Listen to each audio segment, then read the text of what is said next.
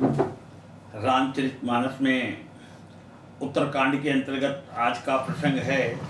गरल सुधारी पुकरई मिताई, गोपद सिंधु अनल शीतलाई। राम सिया राम सिया राम, जय जय राम। शुचि सुशील सेवक सुमति, प्रिय कहु काहि न लाग। श्रुति पुराण कह नीत असी, सावधान सुनु काग। पवित्र सुशील और सुंदर बुद्धि वाला सेवक, बता किसको प्यारा नहीं लगता। वेद और पुराण ऐसी ही नीति कहते हैं। हे काक, सावधान होकर सुन। एक पिता के विपुल कुमारा, होहि पृथक गुणशील अचारा। कौ पंडित कौ तापस ज्ञाता, कौ धनवंत सूर कौ दाता। एक पिता के बहुत से पुत्र पृथक पृथक गुण यानी अलग अलग गुण के होते हैं और स्वभाव और आचरण वाले होते हैं। और कोई पंडित होता है, कोई तपस्वी और कोई ज्ञानी, कोई धनी, कोई सूरवीर, कोई दानी होता है। कौ सर्वज्ञ धर्म रत कोई, सब पर पिता ही प्रीति सम होई।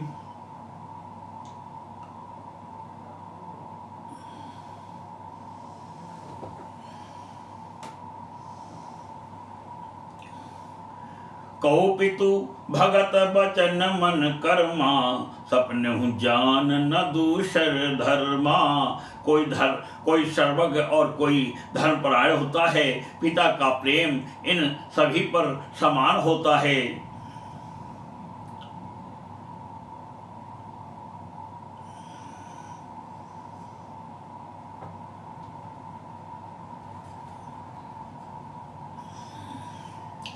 परंतु इनमें यदि कोई मन वचन और कर्म से पिता का ही भक्त होता है, और परंतु इनमें से यदि कोई मन वचन और कर्म से पिता का ही भक्त होता है, स्वप्न में भी दूसरा धर्म नहीं जानता। सो सुत प्रिय पितु प्राण समाना, सो सुत प्रिय पितु प्राण समाना। यद्यपि सो सब भांति अयाना, एहि विधि जीव चराचर जेते। ते जगदेव नर असुर समेत। वह पुत्र पिता को प्राणों के समान प्रिय होता है। यद्यपि यानी चाहे वह सब प्रकार से अज्ञान मूर्ख ही हो, इस प्रकार तिर्यक यानी पशु पक्षी में भी देव मनुष्य और असुरों समेत जितने भी चेतन और जड़ जीव हैं, अखिल विश्व यह मोर उपाया। सब पर मोहि बराबरि दाया, तिन मह जो परिहरि मद माया। भजय मोहि मन बच अरुकाया। उनसे भरा हुआ यह संपूर्ण विश्व मेरा ही पैदा किया हुआ है, अतः सब पर मेरी बराबर दया है। परंतु इनमें से जो मद और माया छोड़कर मन वचन और शरीर से मुझको भजता है। मंगल भवन अमंगल हारी, मंगल भवन अमंगल हारी।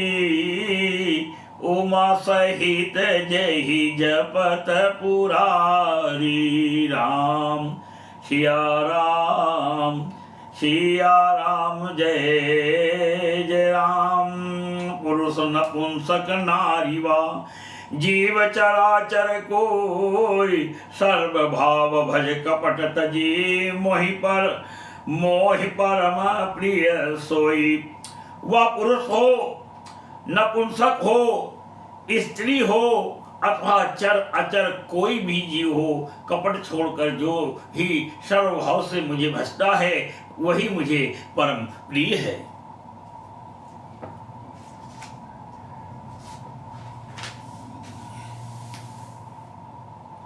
भगवान कह रहे हैं कि कपट छोड़कर जो मुझे भजता है। भगवान कहते हैं मेरे साथ तो तुम कपट कर ही नहीं सकते हो। भगवान के साथ तुम क्या छल कपट कर पाओगे? भगवान तो 1 मिनट के अंदर तुमको सीधा कर देंगे। भगवान का कहने का मतलब है कपट छल छोड़ करके सामाजिक जीवों पर, क्योंकि सब मम प्रिय सब मम उपजाए सबसे अधिक मनुष्य। मनुष्य होकर के मनुष्य को जो सताता है मैं उसका कभी साथ नहीं देता हूं, और फिर मेरी भक्ति अपने आप टेढ़ी हो जाती है उस व्यक्ति के लिए। यहां भगवान कहते तुम मेरा कुछ बिगाड़ नहीं सकते हो, मगर जो जिसको मैं ध्यान देता हूं उसी को तुम परेशान करते हो। यहां पर इस बात के लिए कहा गया है, इस छोटा है सत्य कहूं खगतो ही सुच सेवक मम प्राण प्रिय अस विचारी भज मोहि परिहरियास भरोस सब। हे पक्षी मैं तुझसे सत्य कहता हूँ, पवित्र यानी अनन्य एवं निष्काम सेवक मुझे प्राणों के समान प्यारा है। ऐसा विचार कर सब आशा भरोसा छोड़कर मुझी को भज। कबहु काल ना व्यापी तो ही सुमिर सुभजे सुनिरंतर मोही प्रभु बचनामृत सुनि न अघाऊं तन पुलकित मन अति हर्षाऊं। तुझे काल कभी नहीं व्यापेगा, निरंतर मेरा स्मरण और भजन करते रहना। प्रभु के वचनामृत सुनकर मैं तृप्त नहीं होता था, मेरा शरीर पुलकित था और मन में मैं अत्यंत ही हर्षित हो रहा था। सो सुख जानई मन अरुकाना नहीं रसना पही जाई बखाना। रसना कहते हैं जीव को। प्रभु शोभा सुख जानई नैना कहीं की मिस कहीं दिन ही नहीं बैना। वह सुख मन और कान ही जानते हैं, जीव से उसका बखान नहीं किया जा सकता। प्रभु की शोभा का वह सुख नेत्र ही जानते हैं, पर वे कह कैसे सकते हैं, उनकी वाणी तो नहीं है, क्योंकि उनके वाणी तो है नहीं। बहु विधि मोहि प्रबोधि सुख देई लगे करन शिशु कौतुक तेहि सजल नयन कछु मुख करि रूखा चितई मातु लागी अति भूखा। मुझे बहुत प्रकार से भली भांति समझाकर और सुख देकर प्रभु फिर वही बालकों के खेल करने लगे। नेत्रों में जल भरकर और मुख को कुछ रूखा सा बनाकर उन्होंने माता की ओर देखा, यानी और मुखाकृति तथा चितवन से माता को समझा दिया कि बहुत भूख लगी है। देखी मातु आतुर उठी धाई कही मृदु बचन लिए उरलाई गोद राखी कराव पै पाना रघुपति चरित ललित कर गाना। यह देखकर माता तुरंत उठ दौड़ी और कोमल वचन कहकर उन्होंने श्री राम जी को छाती से लगा लिया। वे गोद में लेकर उन्हें दूध पिलाने लगी और श्री रघुनाथ जी यानी उन्हीं की ललित लीलाएं गाने लगी, और श्री रघुनाथ जी यानी उन्हीं की ललित लीलाएं गाने लगी।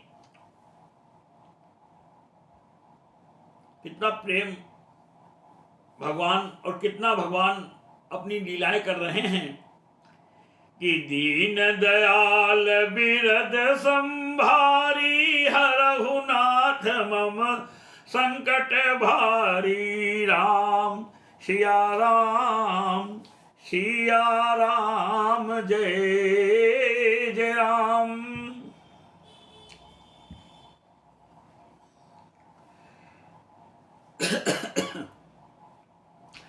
जय ही सुख लागी पुरारी शुभ भेष कृत शिव सुखद अवधपुरी नर नारी ही सुख मोह संतत मगन। जिस सुख के लिए सबको सुख देने वाले कल्याण रूप त्रिपुरारी शिव जी ने अशुभ वेश धारण किया, उस सुख में अवधपुरी के नर नारी निरंतर निमग्न रहते हैं। सोई सुख लवलेश जिन बारक सपने ले ते नहीं गणई खगेश ब्रह्म सुख सज्जन सुमति। उस सुख का लवलेश मात्र जिन्होंने एक बार स्वप्न में भी प्राप्त कर लिया है पक्षीराज, वे सुंदर बुद्धि वाले सज्जन पुरुष उसके सामने ब्रह्म सुख को भी कुछ नहीं गिनते। मैं पुण्य अवध रहूं कछु काला, देखूं बाल विनोद रसाला। राम प्रसाद भगति बर पायूं, प्रभु पद बंदी निजाश्रम आयूं। मैं और कुछ समय तक अवधपुरी में रहा और मैंने श्री राम जी की रसीली बाल लीलाएं देखी। श्री राम जी की कृपा से मैंने भक्ति का वरदान पाया। तदंतर प्रभु के चरणों की वंदना करके मैं अपने आश्रम में लौट आया।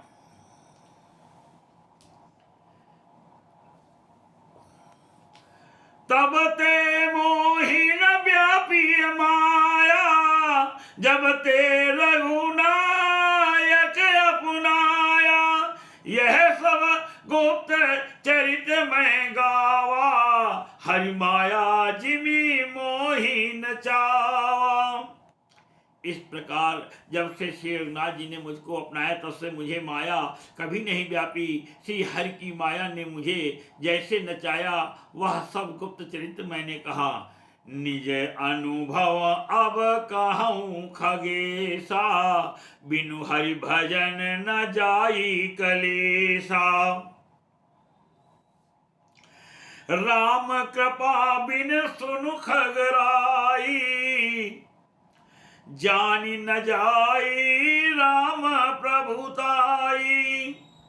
हे पक्षीराज गरुण, अब मैं आपसे अपना निजी अनुभव कहता हूं, यानी हुआ यह है कि भगवान के बिना, भगवान के भजन के बिना क्लेश दूर नहीं होते। हे पक्षीराज सुनिए, श्री राम जी की कृपा बिना श्री राम जी की प्रभुता नहीं जानी जाती। जाने बिनु न होई परतीति, बिनु परतीति होई नहीं प्रीति। प्रीति बिना नहीं भगति दिलाई, प्रीति बिना नहीं भगति दिलाई। जिम खगपति जल कयची किनाई। प्रभुता जाने बिना उन पर विश्वास नहीं जमता, विश्वास के बिना प्रीति नहीं होती और प्रीति के बिना भक्ति वैसे ही दृढ़ नहीं होती जैसे हे पक्षीराज जल की चिकनाई ठहरती नहीं। विश्व भरण पोषण कर जोई, ताकर नाम भरत अस होई। राम सिया राम सिया राम जय जय राम।